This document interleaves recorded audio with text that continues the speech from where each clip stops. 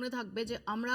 গত নভেম্বর মাস নাগাদ যখন আমরা চার্জশিট নিয়ে আলোচনা করেছিলাম, ডিটেইলড একটা আলোচনা করেছিলাম এই বাংলা বলছেতে, এবং সেখানে এই যে সাপ্লিমেন্টারি চার্জশিট যে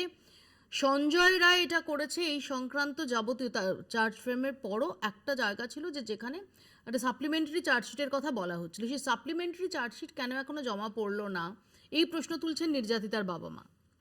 আমি সেদিনই আপনার মনে থাকবে আমি বলেছিলাম, যখন এই ফার্স্ট চার্জশিট দিচ্ছে তখন একটা প্রভিশন রাখলো এভিডেন্স ট্যাম্পারিংয়ের, এবং আমি আপনাকে এই কথা বলেছিলাম যে এভিডেন্স ট্যাম্পারিংয়ের এই যে কথা বলা হলো, এটা যদি তার সাপ্লিমেন্টারি চার্জশিট দিয়ে যদি সাবস্টেন্সিয়েট না করতে পারে তাহলে কিন্তু যাদেরকে ধরবে ভবিষ্যতে তারা কিন্তু ছাড় পেয়ে যাবে, সেদিনই বলেছিলাম, এবং সেটা হয়ে হচ্ছে। দেখুন, এভিডেন্স ট্যাম্পার হয়েছে, এটা দিনের আলোর মতো পরিষ্কার, এটা কেউ অস্বীকার করবে, আমরা যারা বসে আছি কেউ অস্বীকার করবে। এবার ওখানে আসছি, এই যে এভিডেন্স ট্যাম্পার হয়েছে এটা বললেন আপনি চার্জশিটে, কারণ অস্বীকার করতে পারবে না সিবিআই নিজেও, তার কারণ সিবিআই চার্জশিটে বলেছে,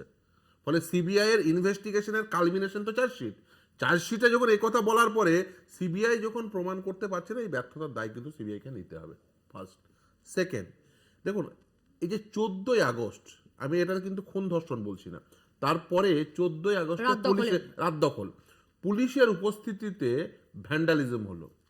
এবার সেই ভ্যান্ডালিজমের সঙ্গে কারা সংশ্লিষ্ট ছিলেন, কারা তার মাস্টার মাইন্ড, এইটা কিন্তু তদন্ত করছে কলকাতা পুলিশ। ফলে কলকাতা পুলিশকেও এই দায় নিতে হবে যে হাসপাতালে ভ্যান্ডালিজম হলো, এখনো পর্যন্ত সেই ভ্যান্ডালিজম সংক্রান্ত কোনো প্রকার বিচার পর্ব শেষ হলো না, কোনো প্রকার তাদের মধ্যে নেতা ডিওয়াইএফআই কর্মীরা ছিলেন, বেলও পেয়ে গেছেন, এবং তারা যে সঠিক ব্যক্তি ছিলেন না সেই জন্যই বেল পেয়ে গেছেন।